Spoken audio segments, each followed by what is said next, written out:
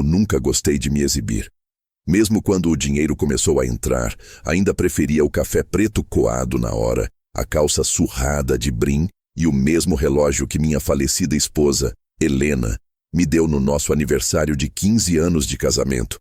Eu ganhava bem, sim, mais do que a maioria das pessoas que conheci na vida, mas não via sentido em mostrar isso. Quando Helena morreu, há 7 anos, eu vendi o apartamento grande em São Paulo e fui morar em uma casa térrea num bairro antigo de Sorocaba. A vizinhança era simples, o portão enferrujado, as janelas de madeira, mas era o tipo de silêncio que eu precisava. O mundo tinha ficado barulhento demais e eu preferia que ninguém soubesse o quanto eu ainda ganhava com as consultorias e investimentos que administrei por décadas. Meu filho, Rafael, nunca se interessou por números, negócios ou o que eu fazia. Desde cedo, ele achava que eu era um contador de planilhas. Era assim que dizia, meio zombando. Ele queria ser livre, artista, empreendedor, alguém que fizesse a diferença no mundo. Como dizia aos 20 anos, quando saiu de casa pela primeira vez. Eu o ajudei como pude, mas sem empurrar nada. Sempre achei que o amor de um pai está em deixar o filho cair e aprender, não em construir uma ponte de ouro para ele atravessar sem esforço. Quando ele casou com Isabela, uma moça elegante, de família de posses, percebi pela primeira vez o brilho diferente nos olhos dele, um misto de orgulho e medo. Era como se quisesse provar que finalmente tinha subido de nível. Eu nunca quis ser um peso na vida de ninguém, então me mantive discreto. Quando eles vinham me visitar, eu sempre fazia questão de cozinhar algo simples. Arroz, feijão, bife acebolado. Eles comiam educadamente, mas eu percebia a troca de olhares entre eles quando o fogão rangia ou a torneira pingava. Isabela sempre usava perfume caro, roupa sem um fio fora do lugar, e uma maneira de sorrir que me lembrava as vitrines do shopping. Bonita, mas fria. Rafael parecia tenso, falava rápido, mexia no celular. Eu entendia, não o culpava. Os filhos crescem e acham que precisam esconder dos pais quem se tornaram. Naquela semana, recebi a ligação dele. A voz ensaiada, tentando soar casual. Pai, Isabela quer que o senhor venha jantar com a gente na casa dos pais dela. Vai ser um jantar de família, algo especial. Eu fiquei em silêncio por alguns segundos, olhando para o relógio antigo sobre a mesa. Não era comum ele me convidar para nada, muito menos para algo especial. Perguntei se era uma data comemorativa.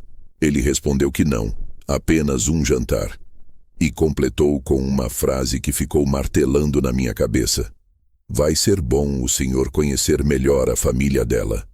Eu soube naquele instante que não era apenas um jantar. Era um teste. Rafael sempre teve vergonha da simplicidade que me cercava. Ele me respeitava, claro, mas havia uma distância invisível entre nós, como se ele quisesse que eu fosse outro homem. Mais moderno, mais confiante, mais parecido com os sogros que ostentavam viagens e empresas. Eu podia ter comprado qualquer coisa que eles tivessem, mas preferi continuar invisível. Era o meu jeito de observar quem realmente merecia ser visto. No dia do jantar, abri meu guarda-roupa e fiquei olhando para as camisas. Havia algumas novas compradas meses antes, ainda com etiqueta, mas escolhi uma antiga, de algodão, gola já gasta, limpa e passada com cuidado. Calcei meus sapatos pretos, os mesmos de sempre, e peguei o boné que costumo usar quando saio ao sol. Peguei o ônibus das 6, depois um táxi, e desci diante do portão de ferro da mansão dos pais de Isabela. Um portão que parecia mais alto que a própria casa. As luzes da fachada refletiam nos carros importados estacionados na calçada. Respirei fundo. Eu sabia que, para eles, eu seria apenas o pai do rapaz esforçado, o senhorzinho aposentado que vive de pensão e não entende de nada. Antes de tocar a campainha, decidi algo que mudaria o rumo daquela noite. Eu ia fingir ser exatamente o que eles esperavam. Um homem simples, sem recursos, sem instrução, quase ingênuo. Queria ver com meus próprios olhos o que acontecia quando alguém achava que não precisava respeitar um pobre. Não seria vingança, seria um experimento de caráter. A porta se abriu. Um homem alto, de terno, me olhou de cima a baixo antes de forçar um sorriso. O senhor deve ser o pai do Rafael, não é? Eu confirmei, educado. A mulher que estava ao lado dele ajeitou discretamente o colar de pérolas e me cumprimentou com um aperto de mão leve demais. Atrás deles, vi meu filho e Isabela. Ele parecia nervoso, ela, satisfeita. Naquele instante, entendi tudo sem precisar de palavras. Aquele jantar não era para me acolher, era para me medir. E eu estava prestes a mostrar o que acontece quando alguém subestima o silêncio de um homem que aprendeu a construir fortuna sem precisar se exibir. Quando atravessei o corredor de mármore branco, senti o ar-condicionado soprar como se quisesse varrer o cheiro da rua. As paredes tinham quadros de artistas que eu conhecia de nome, alguns originais, outros claramente reproduções caras o bastante para impressionar quem não sabia diferenciar. O chão brilhava tanto que refletia as luzes como um lago congelado. A casa dos pais de Isabela era uma mistura de museu e vitrine. E eu, ali no meio, com minha camisa azul clara e sapatos gastos, parecia um borrão no quadro.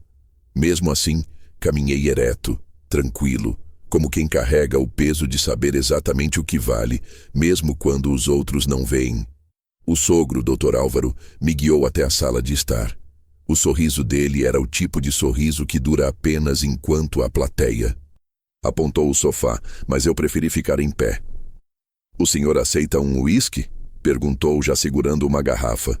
A mulher dele, Dona Cecília, completou. "Ou talvez um vinho, é francês." Respondi com um gesto calmo. "Água está ótimo, muito obrigado." Foi o primeiro olhar de julgamento. Ela forçou um sorriso que não alcançou os olhos. Rafael entrou logo depois, com o rosto tenso, me olhando como quem pede desculpas por antecipação. Isabela veio atrás, perfeita como uma fotografia de revista, equilibrando taças com naturalidade. "Pai, esse é o Dr. Álvaro, meu sogro, e a Dona Cecília. Esse é meu pai, Carlos." O jeito como ela disse "meu pai" soou como uma formalidade, quase um lembrete. Álvaro estendeu a mão de novo, dessa vez mais firme, e disse: "Rafael nos falou que o senhor é aposentado." Eu confirmei, sem detalhes. "E de que área?" insistiu ele. "Contabilidade", respondi, simples, direto. Ele soltou uma risadinha curta. "Ah, números. Sempre admirei quem tem paciência para isso. Eu nunca fui bom com planilhas." O subtexto era claro, mas sou bom em ganhar dinheiro de verdade. Dona Cecília então pegou o gancho. "E o senhor mora sozinho? Deve ser difícil, não é? A idade chega, a solidão pesa." Fiquei em silêncio por um instante, observando o reflexo dela no vidro da cristaleira. "Não é difícil, não", respondi. "A gente se acostuma a ouvir o que o silêncio tem a dizer." Ela riu, meio desconcertada, e mudou de assunto. Durante o jantar, cada frase parecia uma pequena prova de status. Falaram de viagens à Europa, da nova reforma da casa, do clube onde jogavam tênis. Eu escutava, mastigando devagar o prato sofisticado demais, temperado de arrogância. A cada vez que o garçom enchia meu copo de água, Álvaro lançava aquele olhar piedoso de quem acha que está diante de alguém que não entende de luxo. Rafael tentava equilibrar as coisas, mas a vergonha dele era visível. Ele falava de trabalho, de como estava tentando crescer na empresa do sogro. "O Rafael é esforçado", Álvaro dizia. "Só precisa aprender a pensar grande." Isabela sorria, olhando para o marido como quem observa um aluno promissor. Eu apenas concordava com a cabeça, fingindo não perceber o jogo. Em certo momento, Dona Cecília comentou: "É bonito ver o senhor tão simples. Hoje em dia ninguém mais se contenta com pouco." Eu sabia que não era um elogio. Ela queria dizer que eu sabia o meu lugar. Coloquei o garfo sobre o prato, olhei direto para ela e disse: "É que eu nunca precisei de muito para saber o que tenho." O silêncio que se seguiu foi espesso.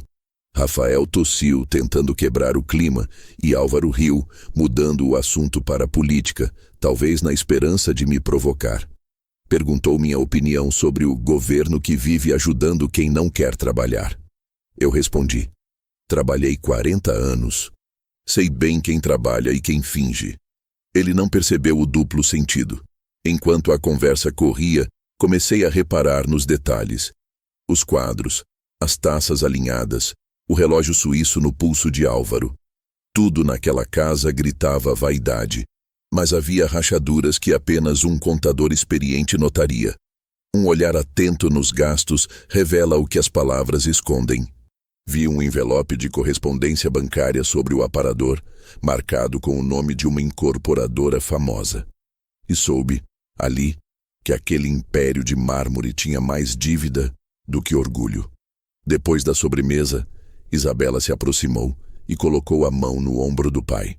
"Papai, o Rafael estava pensando se o senhor poderia conversar com ele sobre uma vaga nova na empresa. Ele tem tanta vontade de crescer, mas..." Ela parou, fingindo modéstia. Álvaro assentiu. "Claro, claro. Vamos ver o que podemos fazer." E então, olhando para mim, completou: "Quem sabe um dia ele chegue lá, né, seu Carlos? Talvez com um pouquinho de sorte." Sorri, sereno. A sorte gosta de quem sabe esperar calado. Ele riu alto, achando que era humildade. Rafael abaixou os olhos. Quando o jantar terminou, Álvaro apertou minha mão na porta com aquele sorriso mecânico de quem já esqueceu o nome do convidado. "Foi um prazer, seu Carlos. Espero que tenha gostado." Eu respondi: "Gostei, sim. É bom ver gente que ainda valoriza as aparências. Elas dizem tanto sobre o que escondem." Ele não entendeu, ou fingiu não entender. No carro, ao me deixar em casa, Rafael manteve o silêncio quase todo o caminho. Só falou quando estacionou: "Pai, espero que o senhor não tenha se sentido desconfortável. Eles são assim mesmo, sabe? Meio formais." Eu olhei pela janela, vendo o reflexo das luzes na calçada. "Não me senti desconfortável não, filho. Às vezes é preciso ver o que as pessoas fazem quando acham que estão acima. Ensina muito." Ele pareceu confuso, mas não perguntou mais nada. Quando desci do carro, o ar frio da noite bateu no rosto e senti o peso do jantar se dissolver em algo mais profundo. Não raiva, nem tristeza. Apenas clareza. Aquela gente vivia dentro de um espelho, encantada com o próprio reflexo. Eu tinha passado 40 anos observando números crescerem e caírem, lucros virarem dívidas, fortunas se perderem por orgulho. O que vi naquela casa era o mesmo. Um castelo feito de vento. Fechei o portão, acendi a luz da varanda e sentei na poltrona velha onde costumo ler. Peguei o jornal, mas não consegui me concentrar. A voz de Álvaro ecoava na cabeça. Talvez com sorte ele chegue lá. A sorte, eu pensei, sempre foi generosa comigo. E talvez estivesse na hora de retribuir o favor, mostrando que há muitas formas de chegar lá. Abri a gaveta do armário, tirei a pasta de couro que não abria há meses. Dentro, planilhas, contratos, documentos, relatórios bancários. Meu nome ainda estava lá, discreto mas sólido, entre os investidores silenciosos de uma holding que o Dr. Álvaro conhecia muito bem. Eu não planejei aquilo, mas percebi que a vida, às vezes, oferece o palco perfeito para quem sabe esperar o momento certo de falar sem dizer uma palavra. E naquela noite, pela primeira vez em muito tempo, eu dormi sorrindo. Não por vingança, mas pela sensação de que o destino tinha acabado de me entregar o enredo perfeito para uma lição que ninguém mais esqueceria. Na manhã seguinte ao jantar, ainda com o gosto metálico das palavras do Dr. Álvaro na memória, sentei-me na varanda com uma xícara de café e o sol cortando o muro baixo do quintal. O vento trazia cheiro de terra molhada e o relógio de Helena no meu pulso marcava o mesmo horário de sempre, 7h15. Era o nosso ritual, o momento em que ela costumava abrir a janela e dizer que o mundo parecia novo a cada dia. Eu, que nunca fui de acreditar em renascimentos, comecei a achar que talvez ela tivesse razão. Às vezes, o novo não vem quando algo muda, mas quando a gente finalmente enxerga o que sempre esteve ali, as pessoas, suas máscaras, seus gestos. O jantar não me deixava em paz, não pelas provocações ou olhares, mas pela indiferença. É curioso, o desprezo dito em silêncio pesa mais que a ofensa direta. Isabela e os pais dela conseguiram me diminuir com sorrisos. Não levantaram a voz, não me trataram mal, apenas me trataram como se eu não importasse. E meu filho, sentado entre eles, não disse uma palavra. Esse foi o insulto verdadeiro. O tipo que não se fala, mas se sente. Enquanto mexia o café com a colher, pensei em Rafael quando era menino. Tinha mania de me imitar. O jeito de dobrar o jornal, de colocar o sapato, até o modo de assinar o nome. Quero ser igual ao Senhor quando crescer, ele dizia. E eu ria, dizendo que bastava ser um homem decente. Quando foi que ele deixou de achar que ser decente bastava? Talvez quando conheceu a ideia de status, talvez quando percebeu que o mundo se curva diante de quem parece ter poder. Eu o ensinei a trabalhar, mas o mundo ensinou outra lição, que a aparência manda mais que o mérito. E naquela noite, sentado àquela mesa, percebi que ele tinha aprendido demais com o mundo e pouco comigo. No fim da tarde, recebi uma mensagem dele. Pai, o pessoal adorou o senhor ontem. Disseram que o senhor é muito autêntico. Eu li a palavra autêntico umas 3 vezes. Autêntico. Uma forma elegante de dizer, simples demais para esse ambiente. Sorri. Respondi apenas, fico feliz que tenham gostado. E encerrei. Não havia nada mais a ser dito. 2 dias depois, recebi uma nova ligação. Era Isabela. A voz dela soava doce, mas afiada. Senhor Carlos, o papai pediu o contato do senhor. Ele ficou encantado com sua postura, acredita? Disse que é raro encontrar pessoas humildes e honestas hoje em dia. Gostaria que o senhor passasse lá na empresa dele para conversar um dia desses. Eu sabia o que aquilo significava. Álvaro não queria conversar comigo, queria me usar. Precisava de alguém que passasse confiança, alguém que não entendesse demais para manipular algum detalhe que o beneficiasse. Os arrogantes sempre subestimam o silêncio alheio. Marquei a visita para a semana seguinte. No fundo, queria observar mais de perto aquele homem e o mundo onde meu filho estava mergulhando. Naquela noite, antes de dormir, peguei o velho caderno onde anoto minhas despesas. Um hábito antigo, inútil para quem tem contadores e investimentos automatizados, mas que mantenho por gosto. Anotei apenas uma linha. Eles acreditam no que veem, não no que existe. No dia da visita, fui de ônibus até o centro. O prédio do grupo empresarial de Álvaro ficava num bairro caro, com fachada de vidro e um letreiro dourado. A secretária me recebeu com um sorriso profissional, ofereceu café e disse que ele já vinha me atender.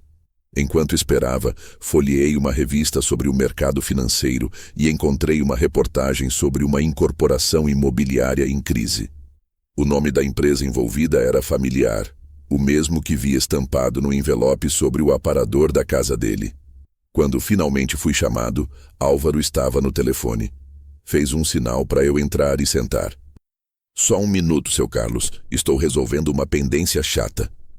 Fingiu estar irritado, falando alto, citando números e nomes, tentando mostrar que era um homem importante. Desligou e abriu um sorriso que mais parecia um botão automático. Sabe como é, né? O mercado anda instável. Aliás, o senhor entende disso? O Rafael me disse que o senhor trabalhou com contabilidade. Eu confirmei. Pois é. Uma área de respeito, mas exaustiva, imagino. Ainda bem que o senhor pode descansar agora. Descansar. A palavra soou como um tapa.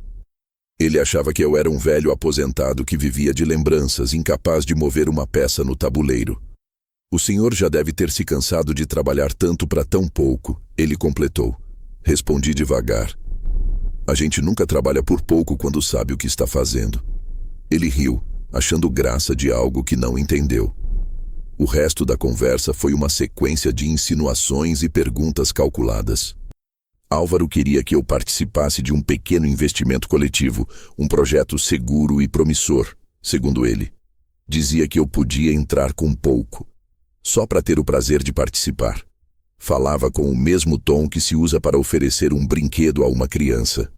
Eu ouvia, observando cada gesto, cada pausa. Por trás do sorriso, havia desespero. O tipo de desespero que só quem tem dívidas tenta esconder. No fim da reunião, ele me entregou um cartão e disse: pense com calma, seu Carlos.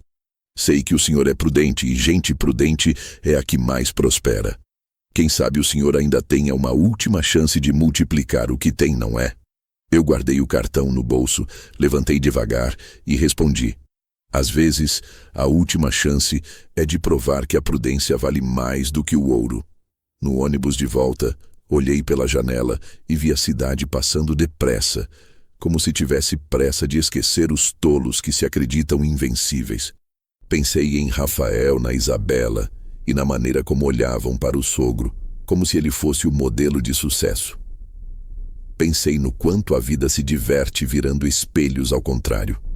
Naquela noite, enquanto fechava a pasta de couro, percebi que ainda sentia algo parecido com pena. Não deles, mas do meu filho. Ele tinha herdado minha calma, mas não meu discernimento. Eu que o ensinei a nunca medir ninguém pelo que veste, agora era medido exatamente assim. E, ironicamente, era isso que me mantinha em vantagem. Antes de dormir, escrevi outra linha no meu caderno. Alguns insultos não doem, eles apenas confirmam que o outro nunca enxergou nada. E dormi com um plano se desenhando devagar na cabeça. Nada de gritos, nada de revanche. Só a verdade, fria, calculada, inevitável, mostrada no momento certo, do jeito que eles mais temem, diante de todos. A vida tem um jeito curioso de se repetir quando a gente finge que não percebe. 3 semanas se passaram desde o jantar, e tudo parecia ter voltado ao normal. Pelo menos na superfície. Rafael continuava me ligando com aquela voz ensaiada, sempre apressada, sempre interrompida por alguma notificação no celular. As ligações vinham no mesmo horário, no fim da tarde, quando o trânsito deixava a cidade em suspenso. Oi, pai, tudo bem? Só liguei para saber se o senhor tá bem, viu? Ando meio corrido, mas a gente marca de almoçar. Nunca marcávamos. Era o tipo de promessa que se dissolve na pressa, e eu, que sempre fui paciente, deixava para lá. O silêncio às vezes diz mais que a insistência. Isabela, por outro lado, havia começado a mandar mensagens educadas. Estamos organizando um novo jantar. Meus pais gostaram tanto do senhor. A palavra tanto me soava falsa, mas aceitei o convite. Não por vaidade, nem por desejo de me afirmar. Eu apenas queria confirmar o que já sabia, que aquele círculo de sorrisos não passava de uma vitrine frágil, prestes a trincar. E eu seria a rachadura. No dia marcado, fui com a mesma roupa do jantar anterior. Queria ver se alguém notaria. Ninguém notou. A casa era a mesma, o clima idêntico. Risadas calculadas, cheiro de vinho caro, conversas sobre viagens e investimentos. Mas havia algo diferente. O ar parecia mais tenso, como se uma nuvem invisível pairasse sobre a mesa. Álvaro falava demais, tentando parecer relaxado, e Dona Cecília sorria de menos. Até Isabela parecia inquieta, os dedos tamborilando no guardanapo como quem tenta esconder um pensamento. Durante o jantar, eles começaram a comentar sobre um novo empreendimento imobiliário, um projeto milionário que, segundo Álvaro, iria revolucionar o mercado de alto padrão na região sul. Rafael ouvia atento, admirado. Se tudo der certo, até os acionistas pequenos vão se beneficiar. É uma oportunidade única, dizia o sogro, animado, enquanto girava o vinho na taça. Eu apenas observava. Sabia que aquele nome, o da incorporadora, não era novo para mim. Era o mesmo da correspondência que vi na casa dele e o mesmo da reportagem sobre o rombo financeiro. Álvaro estava tentando levantar dinheiro antes que o barco afundasse. Seu Carlos, ele disse de repente, o senhor entende dessas coisas, não é? O Rafael me contou que trabalhou com números. Que acha desse tipo de investimento? Todos na mesa voltaram os olhos para mim. Eu tomei um gole de água, calmamente. Eu acho que o que parece estável demais às vezes só parece. Ele riu, achando que era brincadeira. Então o senhor é daqueles que desconfiam de tudo, né? De quase tudo, respondi. Só não desconfio do tempo. Ele mostra o que o dinheiro tenta esconder. Silêncio. Isabela forçou uma risada curta e Dona Cecília se apressou em trocar o assunto, mas o clima já tinha mudado. Foi ali que percebi a primeira rachadura. Álvaro evitava olhar para mim e Rafael parecia incomodado com meu tom tranquilo. A cada minuto, o desconforto crescia. A sobremesa chegou. Pavê de frutas vermelhas, servido em taças de cristal. Dona Cecília, tentando suavizar o ambiente, comentou: Rafael sempre fala que herdou a serenidade do senhor. É bonito ver um pai que inspira o filho mesmo vindo de circunstâncias tão diferentes. Ela hesitou na última palavra, como se não quisesse dizer classe. Mas todos entenderam. Rafael, nervoso, riu, mas não a corrigiu. Eu senti o estômago revirar, mas continuei calmo. Não valia a pena dar nome ao veneno. Engoli o doce e deixei que as palavras dela se dissolvessem no ar como açúcar queimado. Foi então que Isabela, talvez querendo mostrar simpatia, completou: Eu acho admirável como o senhor é humilde. Meu pai até disse isso, né, pai? Que o senhor tem um espírito simples. Deve ser difícil viver sem se preocupar com essas coisas modernas, viagens, investimentos, essas novidades todas. As palavras dela caíram sobre a mesa como pedras envoltas em seda. Deve ser difícil viver sem entender o mundo de hoje. Foi essa a frase. Seca, casual, dita com o sorriso de quem acha que está apenas sendo gentil. E o que doeu não foi a frase em si, mas o silêncio que veio depois. O silêncio do meu filho. Ele não me defendeu, não disse nada. Fingiu não ouvir, como quem concorda por covardia. Dei um pequeno gole de água e deixei o copo sobre a mesa com cuidado. Olhei para Isabela, depois para Álvaro e por fim para Rafael. Às vezes entender o mundo é o que faz a gente escolher ficar quieto. A frase saiu leve, sem raiva. Apenas verdade. O ambiente congelou. Álvaro pigarreou, fingindo não entender. Isabela sorriu constrangida. Rafael abaixou os olhos. Mas eu vi o incômodo, o medo de que houvesse algo por trás das minhas palavras. E havia. Era o começo da virada. Quando me levantei para ir embora, Álvaro tentou ser cortês. Foi ótimo, seu Carlos. Espero que tenha se sentido em casa. Eu respondi. Sempre me sinto em casa quando vejo o que realmente mora dentro das pessoas. Ele riu, meio sem graça, achando que era ironia. Mas Rafael entendeu. Vi no olhar dele um lampejo de vergonha, talvez o primeiro em muito tempo. No caminho de volta, o motorista de aplicativo perguntou se eu estava voltando de uma festa. De um espetáculo, respondi. Mas o final ainda está por vir. Ele riu, sem entender. Eu olhava pela janela, vendo as luzes da cidade se refletirem nas poças da calçada. Era como se cada lâmpada fosse uma lembrança, um pedaço da minha vida piscando rápido demais. Cheguei em casa, tirei os sapatos e fui direto até o escritório pequeno que montei num canto da sala. Liguei o abajur e tirei da gaveta a pasta de couro. O nome da incorporadora que Álvaro mencionara estava ali, impresso em um dos contratos antigos que eu mantinha apenas por curiosidade, ou por pressentimento. Eu havia ajudado, anos atrás, a estruturar um fundo de investimento que, por coincidência, agora tinha participação nessa empresa. E eu ainda, como cotista majoritário, Tinha poder para decidir os próximos passos. Fiquei parado, olhando para aquele papel. Tudo o que aconteceu naquela mesa, o sorriso de Isabela, o silêncio de Rafael, o desprezo elegante de Álvaro, de repente parecia pequeno demais diante da oportunidade que o destino acabava de colocar na minha frente. Eu não precisava levantar a voz. Bastava uma assinatura. Peguei uma caneta azul e desenhei no ar o traço imaginário da vingança. Não como revanche, mas como justiça. Eu não queria destruir ninguém. Só queria que aprendessem o peso de subestimar um homem que prefere o silêncio ao aplauso.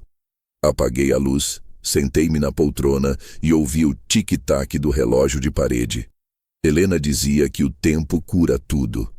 Eu, naquela noite, aprendi que ele também cobra tudo. No instante certo, da forma mais discreta possível. E quando fechei os olhos, percebi que o jantar tinha terminado, mas a história não. O verdadeiro banquete ainda estava sendo preparado, e dessa vez, o prato principal seria servido por mim. Cheguei em casa naquela noite com a cabeça fervendo e o coração calmo, uma combinação estranha que aprendi a reconhecer como prenúncio de decisão. Joguei o casaco sobre a cadeira, pendurei o boné no gancho e fiquei parado por alguns segundos diante da parede, olhando as sombras projetadas pela luz fraca da cozinha. Eu sempre gostei de luzes amareladas. Me lembram o tempo em que tudo era mais simples, quando Helena passava o pano na mesa, enquanto eu revisava contratos e planilhas, e Rafael, ainda pequeno, corria pelo corredor com os sapatos desamarrados.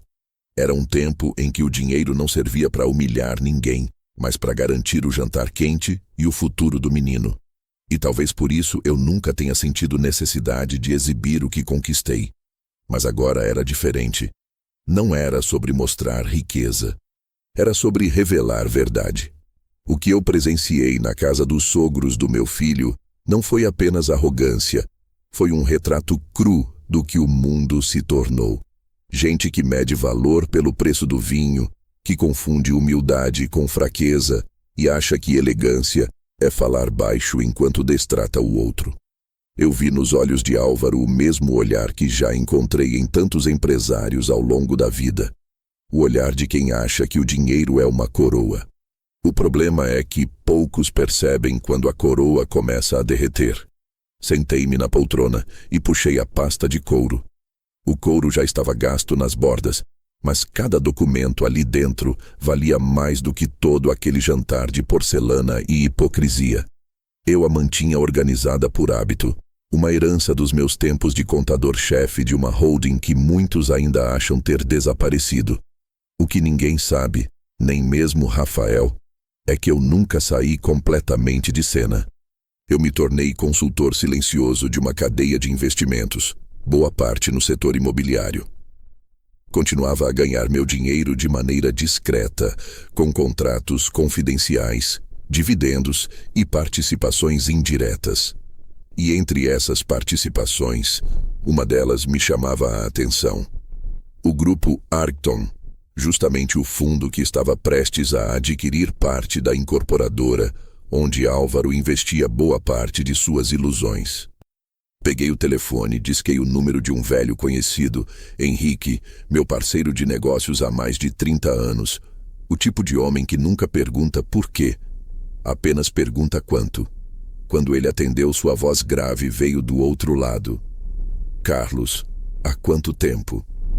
Eu respirei fundo. Henrique, preciso revisar a posição da Arcton. Quero aumentar minha fatia. Ele riu, surpreso. Aumentar? Isso é música para os ouvidos do mercado, meu caro. Algum motivo especial? Eu pensei em responder, mas preferi apenas dizer, vamos chamar de intuição. Desliguei o telefone e fiquei em silêncio, olhando o relógio de parede. O ponteiro avançava lento, como se medisse o compasso exato da paciência. Eu não tinha pressa. Quem aprendeu a ganhar dinheiro devagar não precisa de velocidade, só de precisão. Nos dias seguintes, comecei a mover as peças do meu tabuleiro.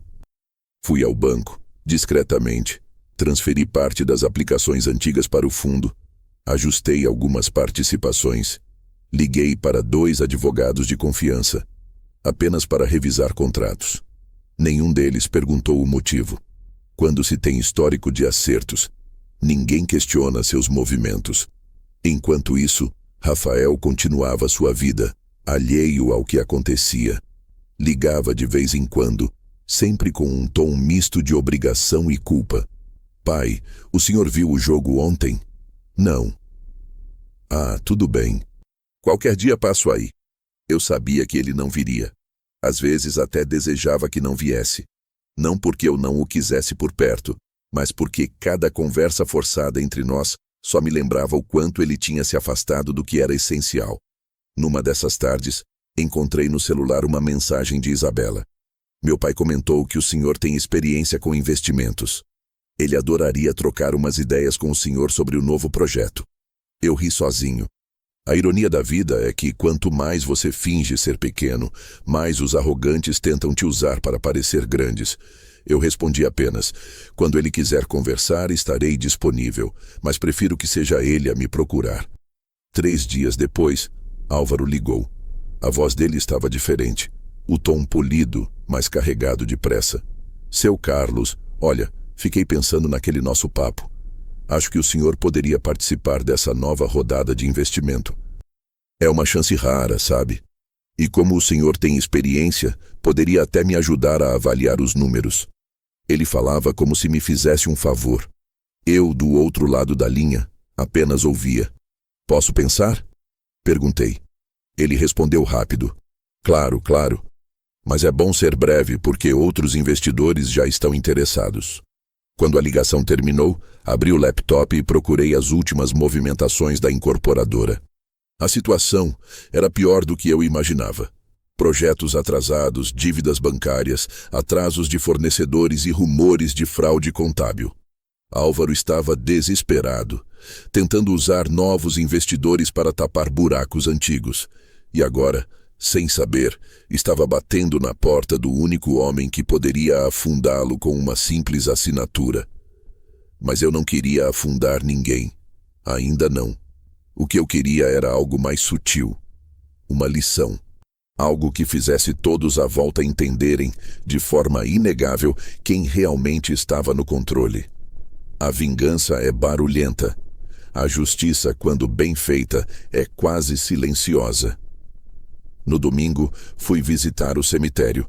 Levei flores para o túmulo de Helena, como sempre fazia uma vez por mês. Fiquei ali por longos minutos olhando a foto dela na lápide, o mesmo sorriso calmo que me ensinou a nunca perder o eixo, mesmo diante da provocação. Falei em voz baixa. Eles acham que me derrotaram com sorrisos, meu amor. Mal sabem que o jogo nem começou. O vento soprou, mexendo as flores. Parecia resposta. Na volta, sentei-me na cozinha e escrevi no meu caderno. A melhor resposta à arrogância é o tempo. E o tempo obedece a quem sabe esperar. Fechei o caderno e sorri. Eu sabia que a hora certa estava próxima. Álvaro tinha plantado a semente do próprio desmoronamento. Só faltava um empurrão. E eu, discretamente, já estava com o dedo sobre o gatilho. Nos dias seguintes, confirmei as transações com Henrique. O fundo Arcton ampliou sua participação. Em menos de uma semana, tornou-se o principal credor da incorporadora de Álvaro.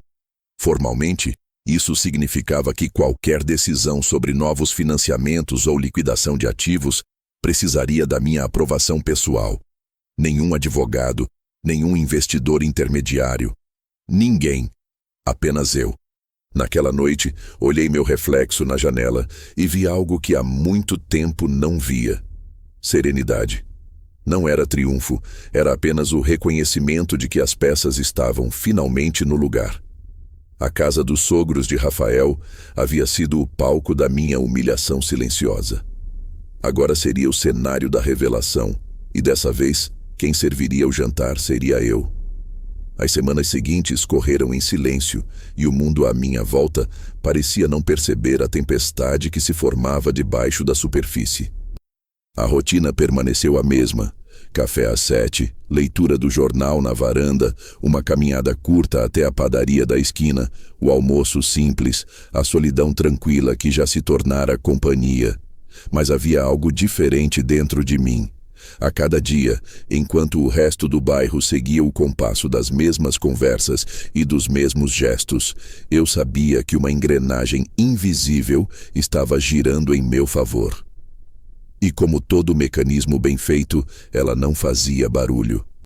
Henrique, meu parceiro, cuidava dos detalhes com a precisão de quem sabe a importância do segredo. Ele me ligava no fim da tarde, sempre com o mesmo tom controlado. Carlos, os papéis estão andando. A Arcton fechou o aumento de participação. Você agora é o nome que define o voto majoritário. Eu ouvia em silêncio e anotava cada dado. A incorporadora de Álvaro, a mesma que ele enchia a boca para citar nos jantares, já sentia o peso das dívidas. Bancos pressionando, obras paradas, investidores exigindo resultados. O tipo de situação que um homem orgulhoso tenta disfarçar até o último minuto, antes que o castelo comece a ruir. Numa terça-feira cinzenta, recebi um envelope selado com o logotipo do grupo. Era uma convocação formal para uma reunião extraordinária entre acionistas e representantes financeiros. O nome de Álvaro aparecia entre os diretores convocados. O local, o edifício comercial na Avenida Paulista, 8º andar. A data, quinta-feira, 10 horas da manhã. Coloquei o envelope sobre a mesa e deixei que ele ficasse ali o dia inteiro, como um lembrete de que o tempo, enfim, havia me dado a razão. Na noite anterior à reunião, o telefone tocou. Era Rafael. Fazia mais de uma semana que não falávamos. Pai, o senhor vai se orgulhar de mim. O papai da Isa vai fechar um contrato enorme. Parece que vai resolver todos os problemas da empresa. Disse que vai ser a virada do jogo. Eu fechei os olhos e respirei fundo. É mesmo? Perguntei. É. Ele disse que um novo investidor comprou boa parte das ações e que agora tudo vai mudar. Quem sabe até eu consiga um cargo melhor. A ironia era tão perfeita que quase me fez rir. A voz dele transbordava esperança, sem perceber que o novo investidor, que prometia salvar o império do sogro, era o próprio homem que ele ignorava no almoço de domingo. Fico feliz, filho. De verdade. Às vezes, as mudanças chegam quando menos se espera. Ele agradeceu e nos despedimos. A ligação terminou e o silêncio que ficou me pareceu mais doce do que qualquer aplauso. Na manhã seguinte, acordei antes do sol. Escolhi uma roupa discreta, mas impecável. Calça de alfaiataria cinza, camisa branca, sapatos engraxados, o relógio de Helena no pulso. Peguei o metrô lotado entre anônimos que carregavam suas próprias batalhas. Ninguém ali saberia que o homem de cabelos brancos, com um envelope na mão, estava prestes a mudar o rumo de uma empresa e, com ela, a história de uma família inteira. Cheguei 15 minutos antes da reunião. O prédio era elegante, de vidro espelhado. Subi pelo elevador sem dizer uma palavra. No 8º andar, uma recepcionista me conduziu até a sala principal. Havia uma mesa longa, cadeiras de couro, uma jarra de água sobre o centro e uma vista panorâmica da cidade coberta de nuvens. Os outros investidores já estavam ali. Advogados, executivos, representantes bancários. Cumprimentei cada um com um leve aceno. Às 10 horas em ponto, a porta se abriu. Entrou Álvaro, vestindo o mesmo terno caro de sempre, o cabelo penteado para trás, o sorriso confiante. Ao me ver, o sorriso se desfez. Foi um daqueles segundos que parecem durar uma eternidade. Senhor, Carlos, ele disse, sem disfarçar o espanto. Eu apenas acenei. Bom dia, Dr. Álvaro. Ele olhou em volta confuso, tentando entender o que eu fazia ali. Cumprimentou os outros com um aperto de mão apressado e sentou-se na ponta da mesa. O presidente da Arcton abriu a reunião. Senhores, estamos aqui para deliberar sobre a reestruturação de participação e o novo controle acionário. Todos assentiram. Como sabem, o investidor majoritário solicitou presença para esta primeira assembleia. Ele fez uma pausa e olhou na minha direção. Senhor Carlos, o senhor gostaria de dizer algo antes de iniciarmos? O som da minha voz preencheu o silêncio. Apenas agradecer a oportunidade. É bom rever rostos conhecidos. O olhar de Álvaro me atravessava, os dedos dele tremendo levemente sobre a mesa. O senhor está envolvido nessa operação? Perguntou hesitante. De certa forma, sim. Respondi com serenidade. Digamos que sempre tive interesse em observar bons negócios, e os maus também. A reunião prosseguiu. Números foram projetados, documentos passaram de mão em mão, cláusulas foram lidas. A cada nova página, a expressão de Álvaro murchava mais um pouco. Quando o presidente anunciou oficialmente a transferência de controle e a designação do novo comitê de revisão, presidido por mim, o silêncio foi quase absoluto. Álvaro respirou fundo, mas não conseguiu dizer nada. No fim, levantou-se, estendeu a mão e tentou recompor a voz. Não fazia ideia de que o senhor estava envolvido. É surpreendente. A vida é cheia de surpresas, respondi. Principalmente para quem acha que conhece o valor das coisas, mas nunca aprendeu o valor das pessoas. Ele engoliu seco e deixou a sala. Fiquei ainda alguns minutos conversando com os outros diretores, acertando detalhes técnicos. Quando tudo terminou, caminhei até a janela e olhei a cidade lá embaixo. Carros minúsculos se movendo como formigas. Pessoas apressadas, todas acreditando que controlam o próprio destino. Sorri. O mundo é feito de histórias que se repetem.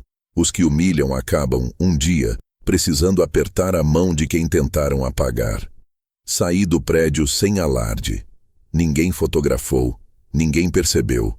Eu era apenas mais um homem idoso atravessando a rua, com uma pasta de couro debaixo do braço.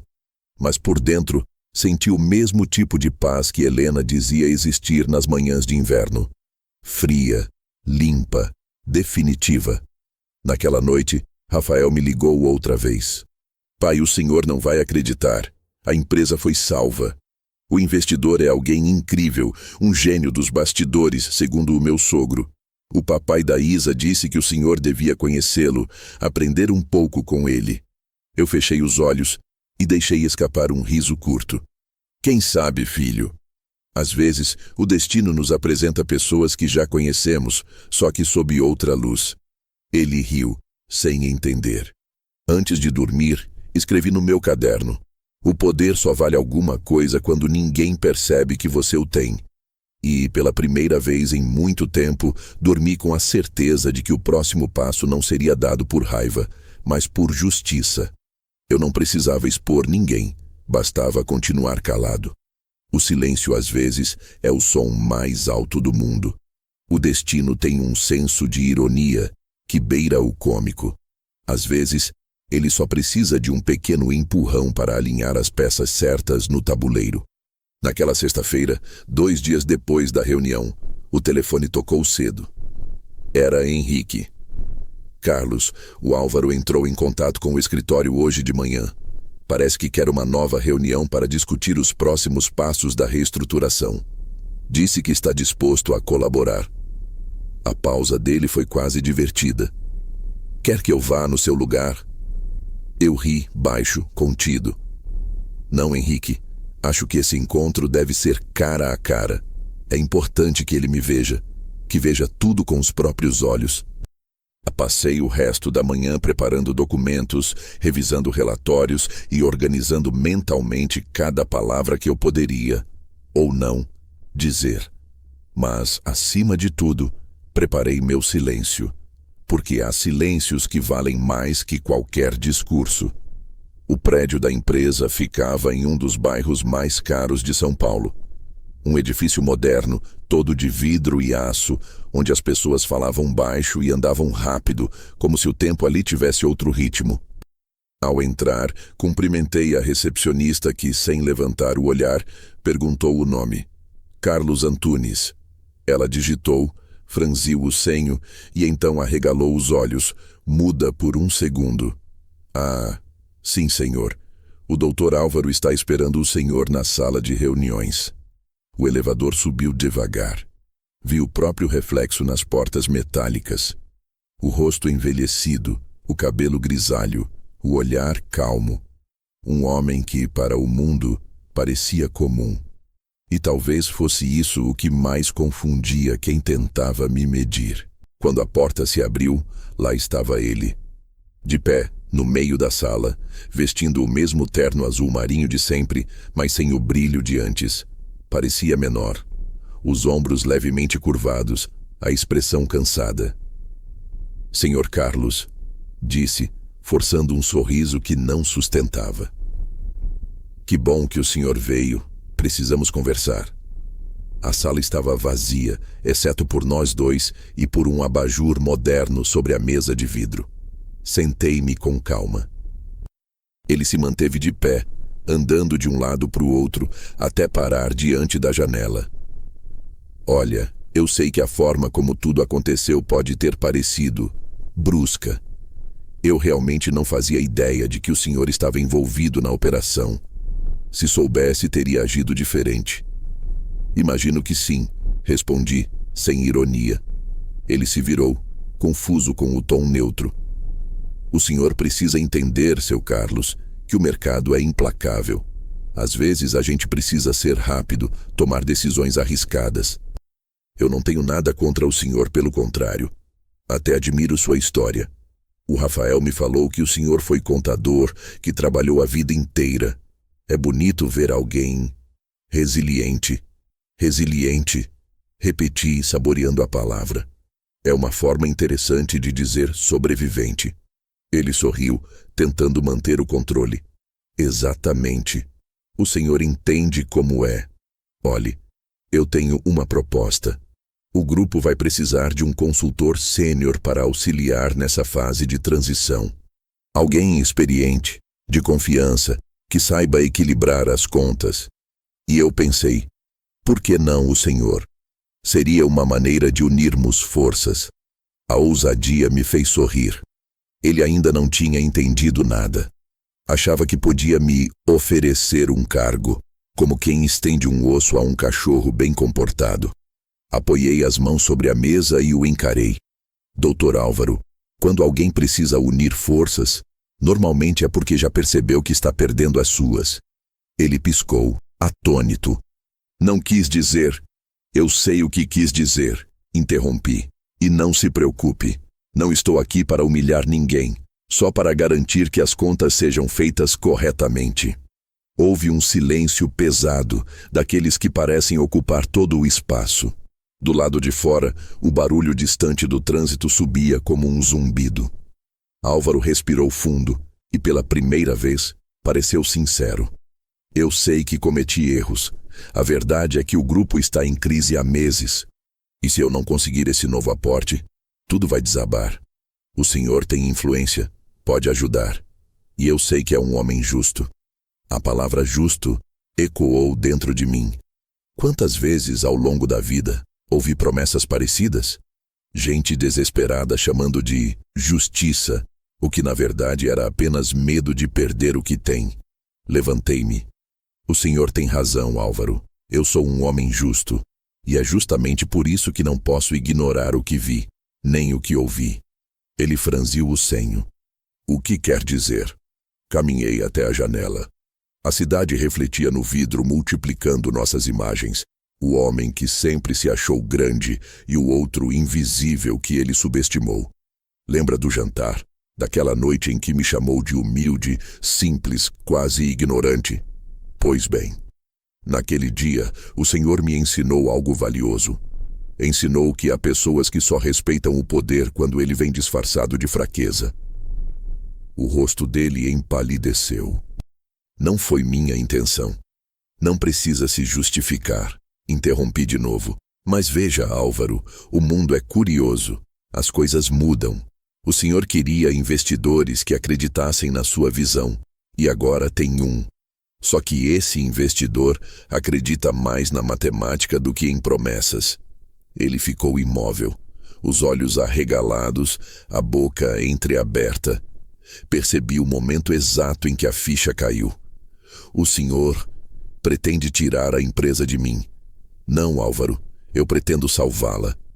A diferença é que dessa vez o senhor não vai ser o rosto da salvação. Por alguns segundos ele não respondeu. Apenas olhou para mim, tentando encontrar arrogância nas minhas palavras, mas não havia nenhuma. Havia apenas calma. A calma de quem já ganhou e não precisa provar nada. Quando saí da sala, ele ainda estava parado, de costas, encarando a cidade lá fora. Na calçada, senti o vento frio bater no rosto e percebi o quanto aquele encontro tinha me dado algo que o dinheiro nunca comprou. Paz. Não a paz do perdão. Eu não era santo, mas a paz da clareza. Naquela noite, Rafael apareceu no meu portão. Eu o vi pelo vidro da janela, hesitando antes de bater. Abri a porta e ele sorriu, meio sem jeito. Pai, será que posso entrar? Fiz um gesto com a cabeça.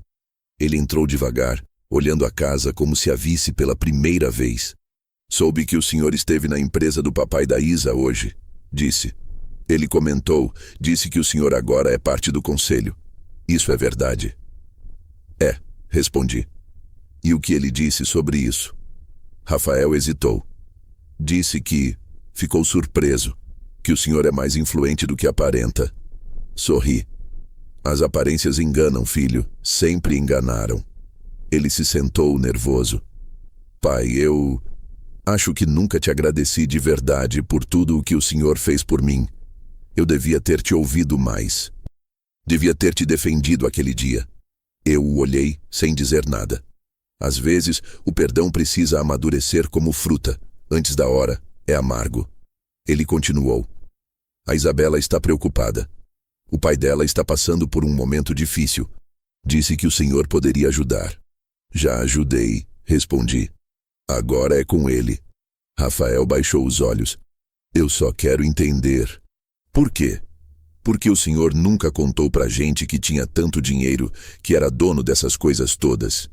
Demorei alguns segundos para responder.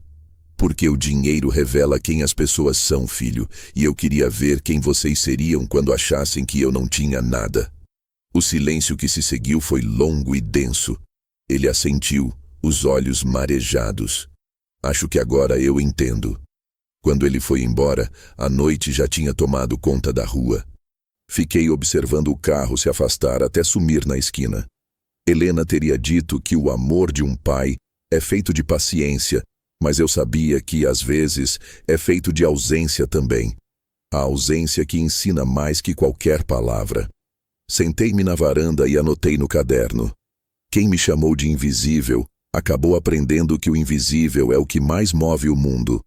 E sorri, não por orgulho, mas por gratidão. Porque no fundo nada é mais poderoso do que ver a vida corrigir, sozinha, as contas que ficaram em aberto. Quando a verdade começa a circular, ela não grita, apenas caminha, silenciosa, firme, invadindo os espaços de quem jurava controlá-la.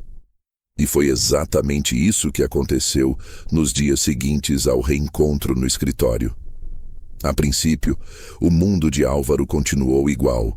Reuniões, jantares, reuniões de novo. Mas aos poucos, a fachada começou a rachar. O que ele não percebeu é que, ao se tornar um nome menor na empresa que tanto ostentava, passou a ser notícia. E, no mundo dos vaidosos, ser notícia pelas razões erradas é o começo do fim. Na terça-feira seguinte, acordei com o som do telefone. Era Henrique, e pela voz dele eu soube que algo já tinha explodido. Carlos, a imprensa financeira publicou hoje cedo, manchete completa. Mudança de controle no grupo Arcton, reestrutura incorporadora e retira antigo diretor do comando. O nome do Álvaro está em todas as colunas. Dizem que ele pode responder por má gestão e conflito de interesses. Agradeci, desliguei e fiquei sentado, olhando o vapor que subia da xícara de café. Não senti prazer, apenas constatação. O inevitável havia chegado, como o desfecho lógico de uma equação que já nascia desequilibrada. Ao meio-dia, recebi a primeira ligação de Rafael. Não atendi. Depois veio outra e mais uma, até que o telefone parou de tocar. Em seguida, uma mensagem. Pai, precisamos conversar. É importante. A Isa está desesperada. Eu li, mas deixei sem resposta. O tempo ensina que algumas conversas só devem acontecer quando o outro estiver pronto para ouvir, não apenas para se defender. À tarde, Henrique me mandou um e-mail. A diretoria vai se pronunciar oficialmente amanhã. Estão te descrevendo como o investidor veterano que devolveu solidez à empresa. Parabéns, meu amigo. Parece que você virou símbolo de estabilidade. Sorri. A ironia daquilo era quase poética. Há poucos meses, eu era o homem que servia café numa caneca lascada, tratado como um peso invisível à mesa da família. Agora, sem dizer uma palavra, era visto como o pilar que sustentava o mesmo império que tentaram usar para me humilhar. No fim da tarde, alguém bateu no meu portão. Era Rafael. O rosto abatido, a barba por fazer, o terno amassado. Ele segurava o celular como quem segura uma bomba prestes a explodir. Pai, o senhor viu as notícias? Assenti. O senhor está por trás disso, não está? Não respondi. Eles estão falando de demissão, de investigações, de auditorias. O senhor sabe o que isso vai fazer com a gente? Com a gente? Repeti. Eu não estou em nenhuma dessas manchetes, Rafael. Ele se calou. Pai, o senhor não entende. A Isa está sendo atacada nas redes sociais. Dizem que o pai dela fraudou contratos. Estão ligando o meu nome ao escândalo. Eu vou perder o emprego. Olhei para ele cansado. Filho, você não vai perder o emprego por minha causa. Vai perder porque escolheu um espelho errado para seguir. Eu te dei tudo. Valores, exemplo, paciência. Mas você escolheu o atalho do brilho. Eu só queria ser alguém. Ele murmurou quase num sussurro. Você já era, Rafael. O problema é que achou que precisava parecer mais do que era. Ele se levantou, os olhos marejados. O senhor sempre gostou de provar que estava certo, né? Eu balancei a cabeça. Não. Eu gosto de ver o mundo se encarregar disso por mim. Quando ele foi embora, a rua estava mergulhada em um silêncio quase respeitoso. O sol se punha devagar e o ar tinha aquele cheiro de chuva distante. Fechei o portão e voltei para dentro. Não chorei, não tremi. Apenas senti o peso da constatação de que, mesmo quando o destino dá a lição, é o pai quem sente o impacto primeiro. Na manhã seguinte, a manchete se espalhou com mais força. As revistas de negócios detalhavam a operação de transição de controle e meu nome, sempre discreto, aparecia em notas elogiosas. Um exemplo de visão silenciosa e prudência financeira. Eu ria sozinho ao ler silenciosa. Era como se o mundo tivesse finalmente entendido meu idioma. À tarde, recebi um e-mail formal da equipe de comunicação da Arcton. Queriam que eu desse uma entrevista curta para uma revista de perfil econômico. Recusei. Disse apenas, deixem os números falarem. Enquanto isso, Álvaro mergulhava no caos. Colegas se afastavam, os investidores antigos exigiam prestação de contas e a família começava a sentir o efeito dominó. Isabela me enviou uma mensagem longa, carregada de desculpas e confusão. Seu Carlos, eu não sei o que está acontecendo, mas sei que o senhor está envolvido nisso de alguma forma. Eu queria pedir desculpas, não por mim, mas pelo que dissemos e fizemos. Nunca foi minha intenção magoá-lo. Sei que agimos com arrogância. Rafael está arrasado e o papai... Bem, o papai está destruído. Se o senhor puder, converse com ele. Ele precisa disso. Li cada linha com calma, depois apaguei. Porque as desculpas tardias não curam feridas. Só servem para aliviar a culpa de quem as escreve. No dia seguinte, vi pela televisão uma imagem rápida de Álvaro saindo de um prédio cercado por repórteres. As câmeras o perseguiam, microfones empurrados em sua direção, flashes piscando. Ele tentava manter a compostura, mas os olhos denunciavam o pânico. A repórter perguntou: Dr. Álvaro, o senhor pode confirmar a perda de controle da empresa? Ele respondeu tenso: foi uma decisão administrativa, nada mais. Mas eu vi o tremor na mão, o mesmo que vi quando ele me ofereceu café no primeiro jantar. O mundo dava voltas, e algumas delas com precisão cirúrgica. Nos dias que se seguiram, Rafael parou de ligar. Silêncio absoluto. E eu deixei que o silêncio fizesse o trabalho que nenhuma palavra conseguiria. Continuei minha rotina. O café, a caminhada, as planilhas. Até que numa manhã fria, Henrique ligou novamente. Carlos, eles estão pedindo uma reunião final. Querem discutir o futuro da incorporadora. Parece que o Álvaro vai comparecer. Vai querer estar lá? Demorei alguns segundos antes de responder. Sim, Henrique. Acho que é hora de encerrar essa história, mas desta vez, sem plateia. 2 dias depois, entrei na mesma sala de vidro onde tudo começou. Álvaro estava lá, sentado, visivelmente abatido. A arrogância tinha evaporado. Levantou-se quando me viu. Carlos, não vim discutir nada. Só queria agradecer por não ter me destruído completamente. Podia ter feito. E não fez. Eu nunca precisei destruir ninguém, Álvaro. As pessoas fazem isso sozinhas quando tentam enganar o mundo. Ele assentiu, os olhos marejados. Meu genro te deve mais do que imagina. Você ainda acredita nele? Olhei pela janela, observando o movimento lá embaixo. Acredito no tempo. Ele muda os homens. Alguns amadurecem, outros apodrecem. O Rafael ainda tem escolha.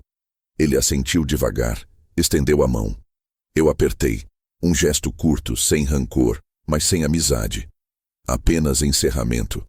Ao sair dali, senti que algo dentro de mim também se encerrava. Não a dor, nem o orgulho, mas o ciclo. A justiça já tinha sido feita. Agora só restava a lição. E ela, como sempre, seria lenta e implacável. Naquela noite escrevi mais uma linha no meu caderno. A vingança termina quando o outro entende. A paz começa quando você já não precisa que ele entenda. E dormi com o coração leve, como quem finalmente entregou o passado ao silêncio. As semanas seguintes foram de um silêncio quase absoluto, o tipo de calmaria que vem depois que a tempestade leva tudo o que tinha de levar.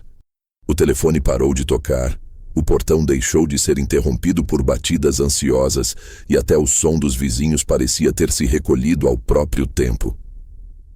Eu voltara à rotina que sempre me coube, o café forte de manhã, o jornal dobrado na varanda, a leitura lenta dos dias.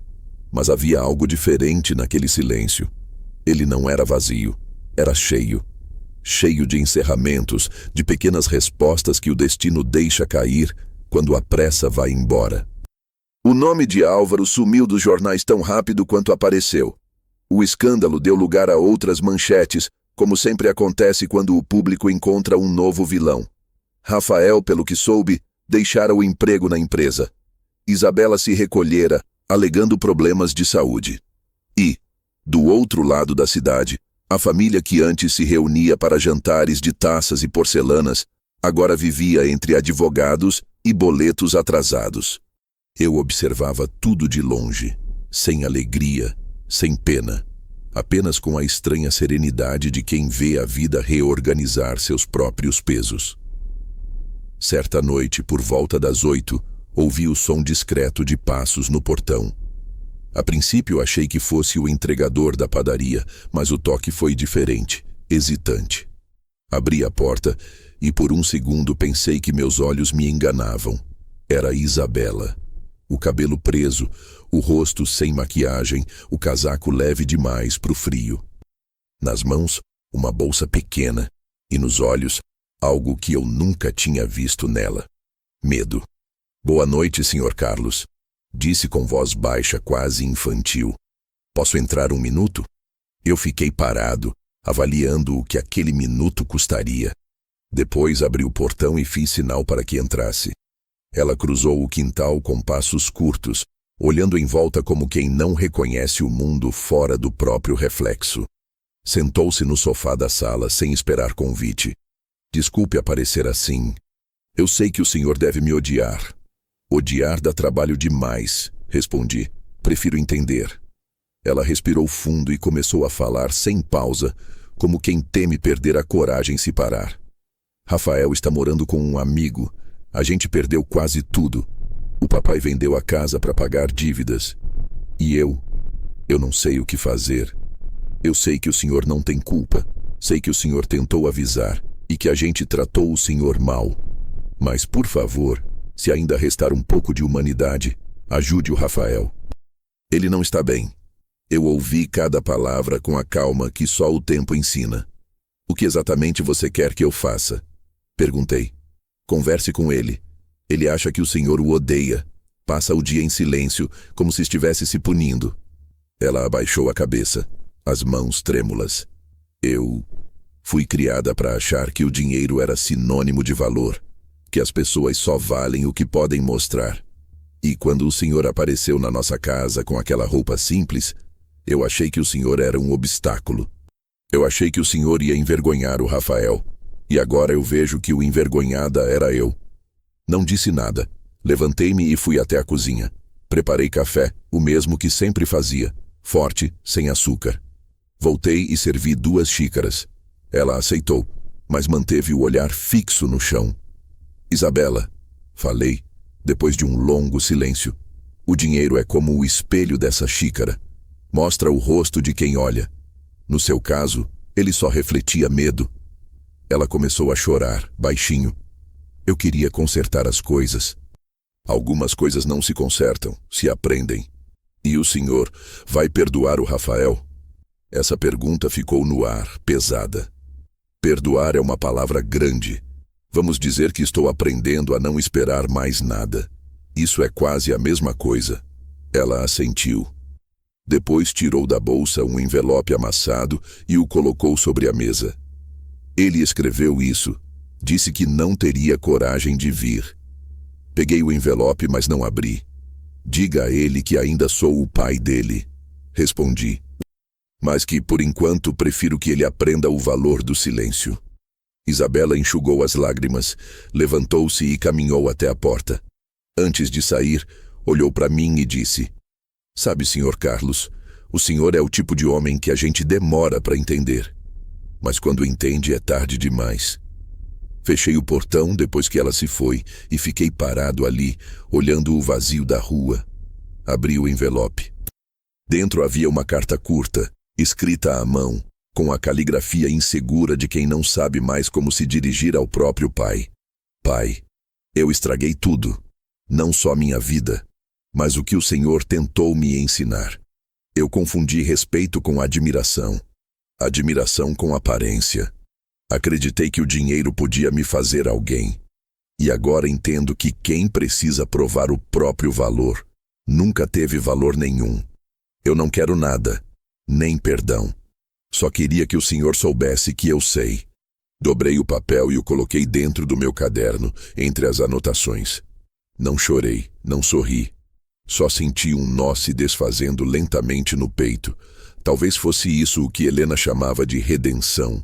Não a dos outros, mas a nossa, quando finalmente conseguimos soltar o que nos prende. Nos dias que seguiram, comecei a perceber pequenas mudanças. O som do vento parecia mais limpo. As manhãs vinham com um brilho diferente e até os pássaros do quintal pareciam cantar mais perto da janela. Não era felicidade, era leveza. Naquela sexta-feira, enquanto regava as plantas, ouvi novamente passos no portão. Pensei que fosse Isabela outra vez, mas quando abri, era Rafael. Sozinho. O rosto cansado, o olhar baixo. Pai, eu precisava vir. Fiz sinal para entrar. Sentamos um de frente para o outro. Ele demorou para começar. A Isa te procurou. Eu sei. Eu pedi para ela não vir, mas ela foi mesmo assim. Ela veio, confirmei. Trouxe sua carta. Ele engoliu em seco. E o senhor leu? Li. E agora você está aqui. Ficamos em silêncio por longos minutos. Ele olhava as mãos. Eu olhava o tempo. Eu queria entender como o Senhor conseguiu continuar calmo enquanto tudo desmoronava. Disse ele por fim. Porque eu aprendi, filho, que o que desmorona é o que foi construído errado.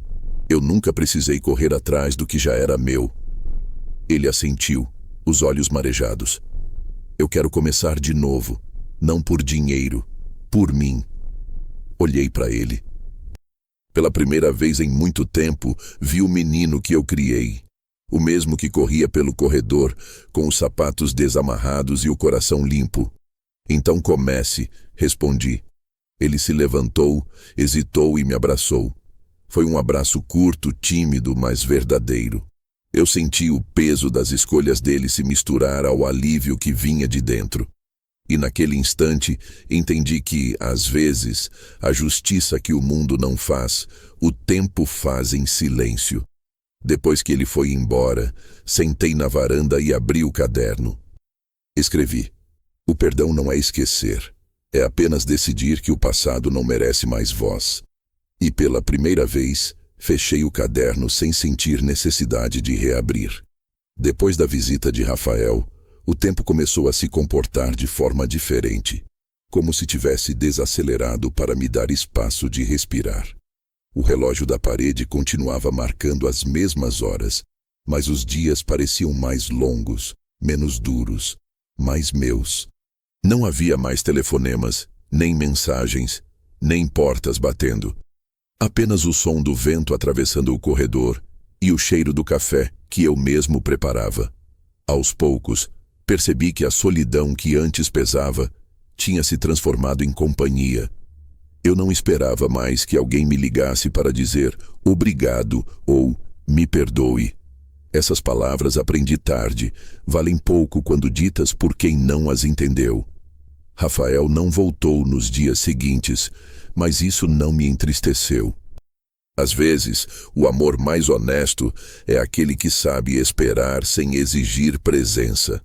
Ele precisava de tempo para digerir, para cair em si, para reconstruir algo dentro dele que havia sido destruído pela pressa de ser alguém. E eu, de certo modo, também precisava do meu tempo. Não para perdoá-lo, mas para me permitir não carregar mais o peso de ter sido esquecido. Passei a cuidar do jardim com uma atenção que nunca tive antes. As plantas cresciam sem que eu notasse, silenciosas, discretas, firmes. Era curioso observar como a natureza faz tudo o que precisa, sem pedir aplauso. O manacá que plantei anos atrás, quando Helena ainda vivia, floresceu de novo. As pétalas lilazes se abriram numa manhã fria, como se ela tivesse mandado um lembrete. Ainda há beleza mesmo depois do inverno. Eu sorri. Uma tarde, enquanto varria a varanda, o carteiro apareceu no portão. Seu Carlos, tem correspondência para o senhor. Peguei o envelope, sem remetente, sem carimbo extravagante, apenas o nome Rafael Antunes, escrito com a caligrafia firme que ele tinha quando era criança. Sentei-me na poltrona e abri devagar. Dentro havia uma carta curta. Pai, consegui um emprego novo. Começo semana que vem em uma empresa pequena, mas honesta. Não pedi ajuda a ninguém. Quero recomeçar por mim mesmo. Não sei se o senhor ainda quer me ver, mas queria que soubesse que eu estou tentando ser o homem que o senhor sempre acreditou que eu podia ser. E que desta vez eu não quero enganar ninguém, nem a mim. Dobrei o papel, fechei os olhos e fiquei ali, imóvel. Não chorei. O que senti foi algo mais leve, como se um nó antigo tivesse finalmente se desfeito. Helena teria dito, agora sim. Ele aprendeu. E talvez tivesse razão. Nos dias seguintes, uma paz nova começou a se instalar. Não a paz de quem vence, mas a de quem compreende. Eu finalmente percebi que tudo o que vivi, o desprezo, o disfarce, o jogo, não tinha sido sobre dinheiro, nem sobre orgulho. Tinha sido uma prova do que o silêncio é capaz de fazer quando usado com propósito. Eu não precisei gritar nem expor ninguém. Bastou me calar no momento certo, e o mundo se encarregou de amplificar o que o meu silêncio dizia. Às vezes, enquanto tomava café, Eu pensava em quantas pessoas gastam a vida tentando ser ouvidas, quando o verdadeiro poder está em saber quando calar. O silêncio é a moeda mais rara, e só quem aprendeu a perdê-la sabe o quanto vale. Certa manhã, decidi visitar o litoral. Fazia anos que não via o mar. Peguei o carro, uma mala pequena e segui estrada afora, sem destino exato. Queria apenas ver o horizonte, aquele mesmo que Helena tanto amava. Quando cheguei, o vento tinha cheiro de sal e lembrança. Caminhei pela areia devagar, sentindo o frio da água tocar meus pés. O mar, vasto e paciente, parecia me entender. Sentei-me num banco de madeira e fiquei observando as ondas. Ao meu lado, um menino brincava com o pai. Devia ter uns 6 anos. Ria alto, sem vergonha, sem medo. Em certo momento, o pai o levantou nos ombros e disse algo que o vento levou antes que eu pudesse ouvir. Mas entendi o gesto. E por um instante, vi o reflexo de mim e de Rafael, muitos anos atrás, quando o mundo ainda cabia dentro de um abraço. Pensei em ir embora, mas o céu começou a mudar de cor. Aquele azul antigo se transformando em laranja e dourado. Tirei do bolso uma pequena pedra que encontrei no caminho, lisa e arredondada, e a joguei no mar. "Por você, Helena", murmurei. E por um momento, senti como se ela estivesse ali, de pé, sorrindo ao meu lado. Voltei para casa no dia seguinte com o coração leve. Decidi colocar as coisas em ordem. Vendi algumas propriedades, simplifiquei investimentos, organizei meus papéis. Deixei tudo claro no testamento. Metade seria destinada a instituições pequenas, um abrigo de idosos, uma creche, uma biblioteca comunitária. O resto deixei para Rafael com uma cláusula simples: somente se ele mantiver a dignidade do trabalho. Escrevi isso não como castigo, mas como lição final. A herança não é o que se deixa, é o que se ensina. E se há algo que eu queria deixar para ele, era o valor do que não se compra. Na última noite, antes de assinar os documentos, sentei-me na varanda e abri o caderno uma última vez. Li todas as frases que escrevi ao longo dos meses.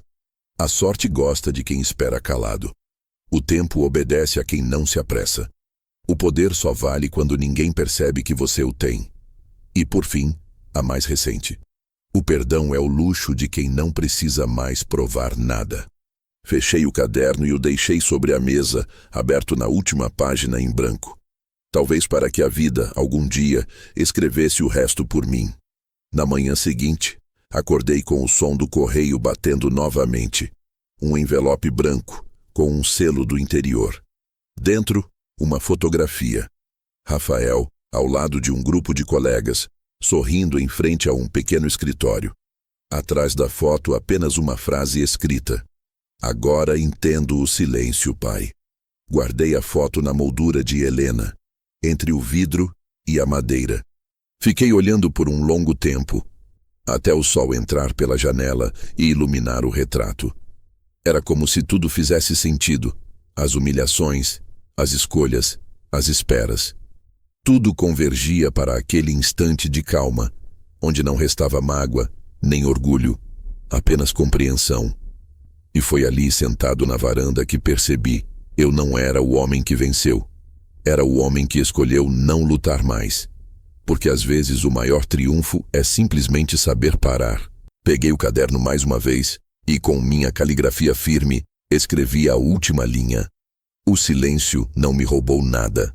Ele apenas me devolveu o que o barulho do mundo tinha levado." Depois disso, fechei o caderno para sempre. O vento soprou leve, e pela primeira vez em muitos anos, eu me senti verdadeiramente em paz.